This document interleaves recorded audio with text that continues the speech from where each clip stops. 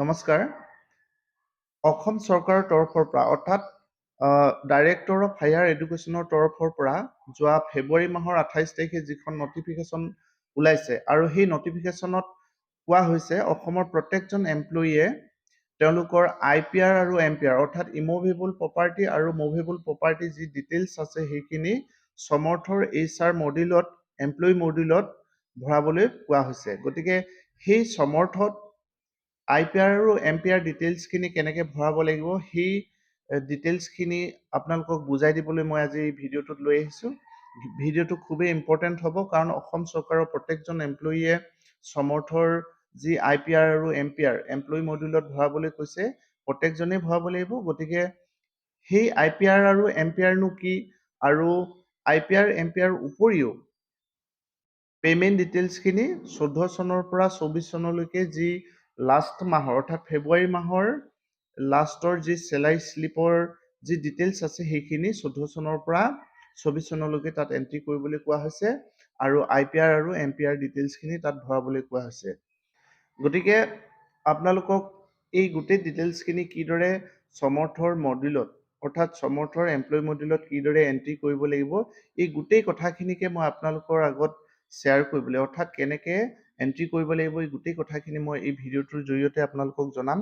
গতিকে আহক আমি এই ভিডিঅ'টো আৰম্ভ কৰোঁ আৰু এটা কথা অনুৰোধ জনাইছোঁ আপোনালোকে প্লিজ চেনেলটো ছাবস্ক্ৰাইব কৰি ল'ব কিয়নো এই ধৰণৰ তথ্য বা এই ধৰণৰ ভিডিঅ' মই দি আছোঁ আৰু ভৱিষ্যতেও দি থাকিম। গতিকে আপোনালোকে খুব সহজে পাবলৈ চেনেলটো ছাবস্ক্ৰাইব কৰি ল'ব আৰু এতিয়া আহক আমি ভিডিঅ'টো আৰম্ভ কৰোঁ। প্ৰথমে আপোনালোকে এইদৰে গুগল পেজটো খুলি ল'ব। গুগল পেজটো খোলাৰ পাছতে এড্ৰেছ বাৰত আপোনালোকে সমৰ্থ বুলি টাইপ কৰি দিব। সমৰ্থ টাইপ কৰি এণ্টাৰ মাৰি দিব। মই খুব চমুকৈ আপোনালোকক বুজাই দিছোঁ।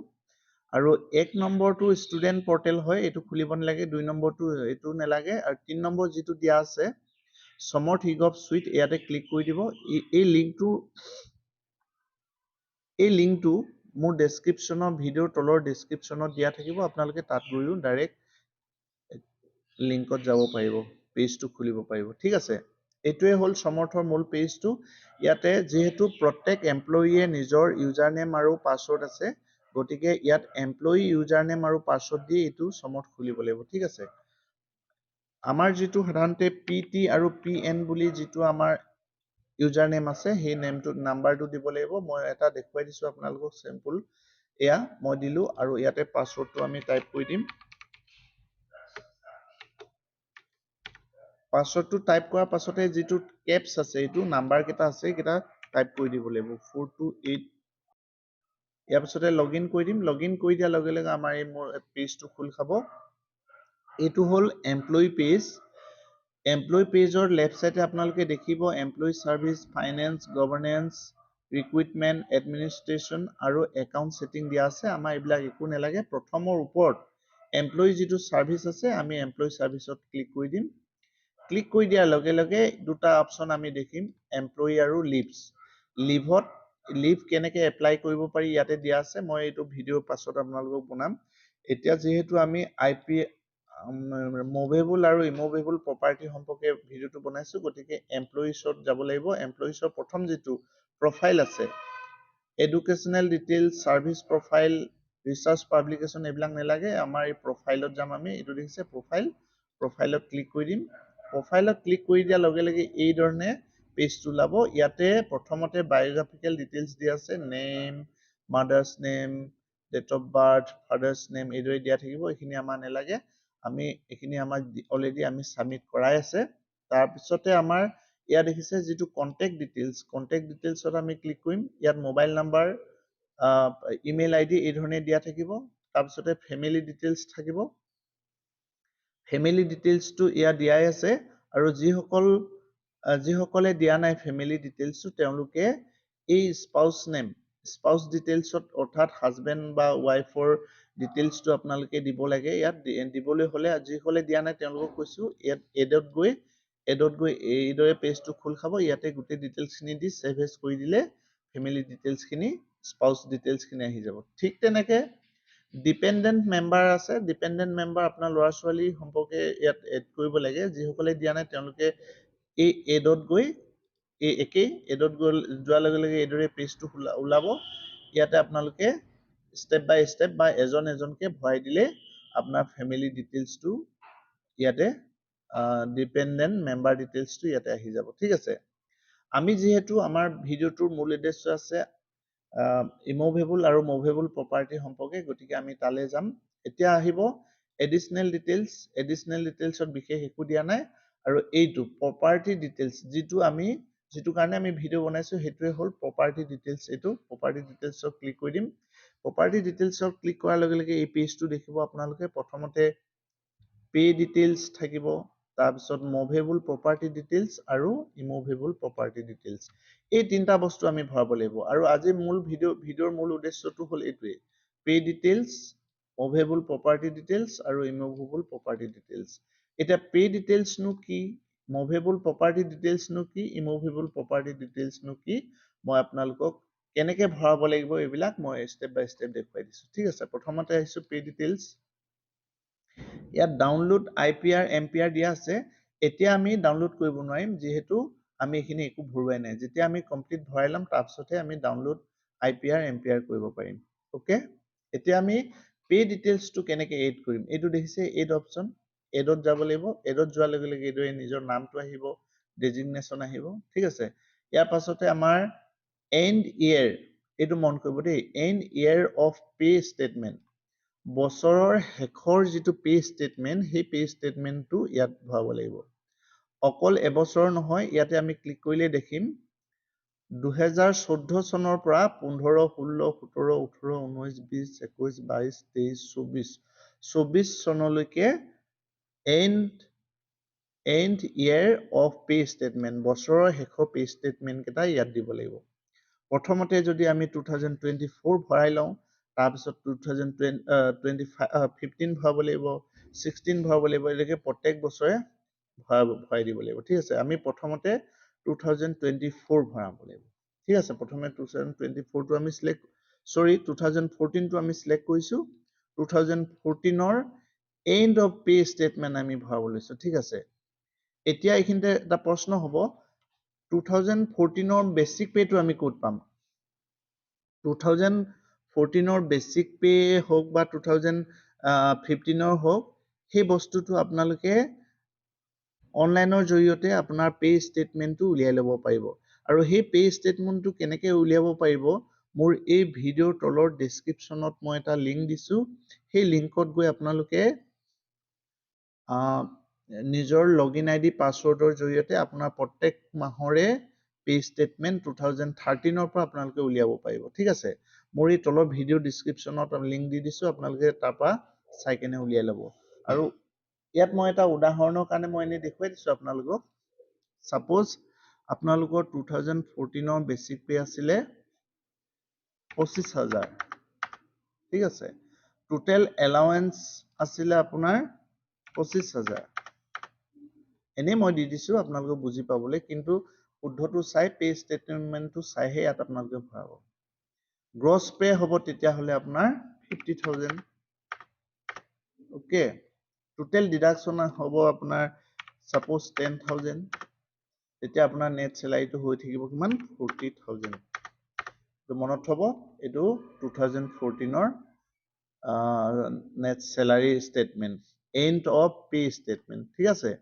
এতিয়া আপুনি সেভ এজ ড্ৰাফট কৰি দিয়াৰ লগে লগে ইয়াত ড্ৰাফটত 1 বুলি আহি যাব ঠিক তেনেকৈ 2015 আপোনালোকে সিলেক্ট কৰিব 15 ভৰাব 16 ভৰাব 17 18 এইদৰে 2024 লৈকে ভৰাই দিব তাৰপিছত সেভ এজ কৰি দিব ইয়াতে আপোনাৰ 1 2 3 4 কে 2024 লৈকে যেটা হ'ব 7টা হ'বনে কেইটা হ'ব 1 2 3 4 5 6 7 8 9 10 11 11 ইয়াত 11 আহি যাব ঠিক আছে তাৰপিছত আপুনি লাষ্টত আপোনালোকে সাবমিট কৰিব পাৰিব ফৰ প্ৰিন্সিপাল ডিডিও ভেৰিফিকেশ্যনৰ কাৰণে ঠিক আছে এইটো হ'ল আমাৰ পে ডিটেইলছ বুজি পালে এতিয়া নিশ্চয় আৰু ইয়াৰ পাছতে আমি ভৰাব লাগিব movable property details movable property ডিটেইলছটো আমি কেনেকৈ ভৰাম বা মুভেবল প্ৰপাৰ্টি ডিটেইলছনো কি আমি জানিম ইয়াতে আমি এড কৰি দিম এড কৰি দিয়াৰ লগে লগে এই পেজটো খোল খাব description of item movable property বুলি ক'লে সাধাৰণতে গাড়ী মটৰ এইবিলাককে বুজায় যদি কাৰ আছে যদি বাইক আছে এইদৰে দি দিব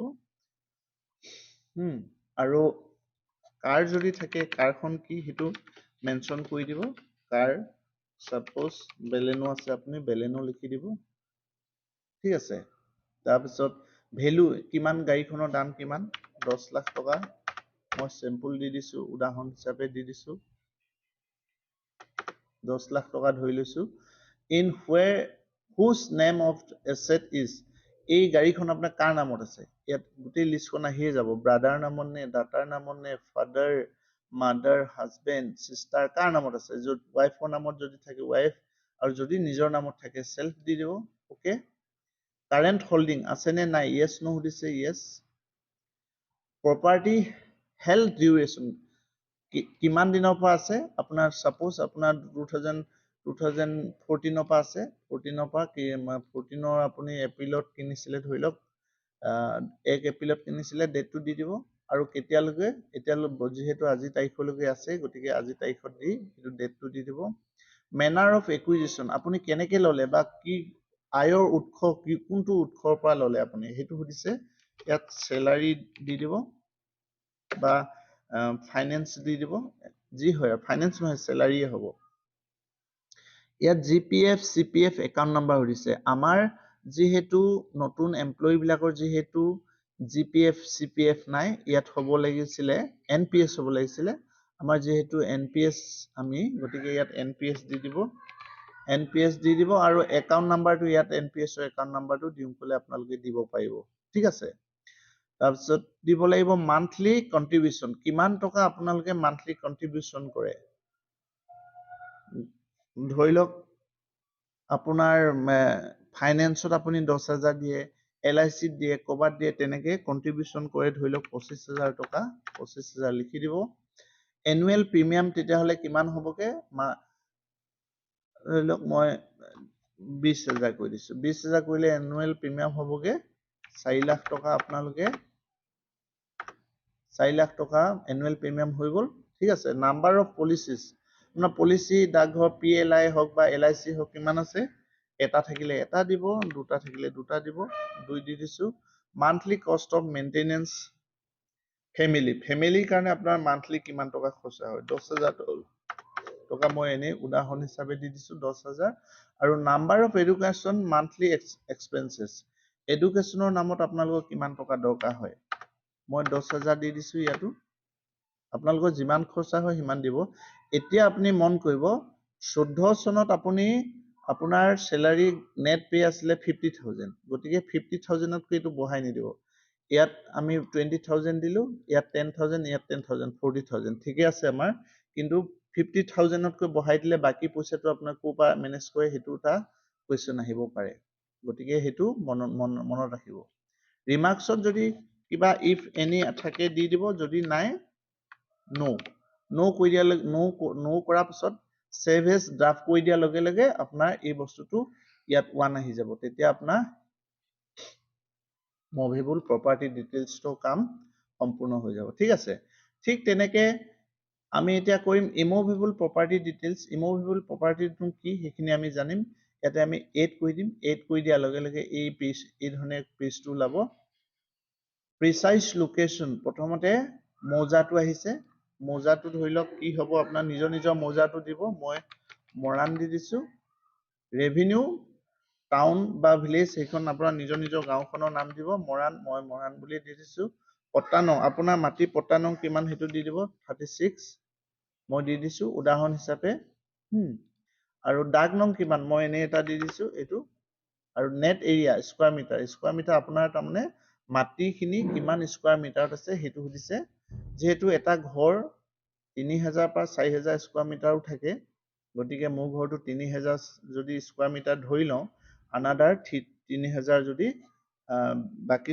টোটাল লগাই মই সেইকাৰণে 6,000 স্কয়াৰ মিটাৰ দি দিছো ওকে ভ্যালু অফ প্ৰপাৰ্টি ভ্যালুটো আপোনাৰ মাটিখিনি ভ্যালু কিমান লোৱা সময়ত আপোনাৰ একুইজিশনৰ সময়ত আপোনাৰ মাটিখিনি ভ্যালু কিমান আছিলে সাপোজ 10 লাখ আছিলে ঠিক আছে প্ৰেজেন্ট ভ্যালু আৰু সেই মাটিখিনি কিমান প্ৰেজেন্ট ভ্যালু কিমান হৈ গ'ল সেইটো সুধিছে সাপোজ 10 লাখৰ মাটিখিনি 20 লাখ টকা হৈ গ'ল।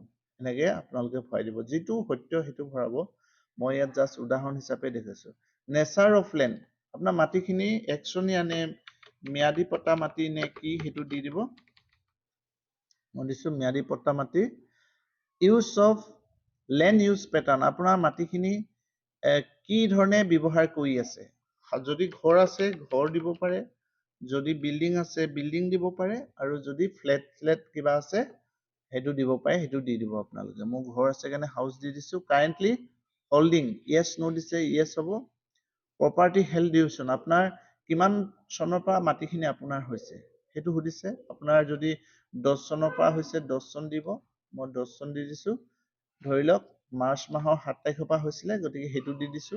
আৰু এতিয়াও যিহেতু আছে আজি তাৰিখটো দি দিলে হৈ গ'ল। ঠিক আছে। এক্সটেন্ট অফ ইণ্টাৰেষ্ট, আপোনাৰ গোটেই মাটিখিনি আপোনাৰ নে এটা পাৰ্ট আপোনাৰ সেইটো সুধিছে। গতিকে গোটেইখিনিয়ে যদি নিজৰ হয় গতিকে সেলফ দি দিছো। Does the officer own this property? Yes no সুধিছে, yes। আৰু annual income from property, আপোনাৰ সেই যি প্ৰপাৰ্টি আছে তাৰ পৰা এনুৱেল ইনকাম কিমান হয়।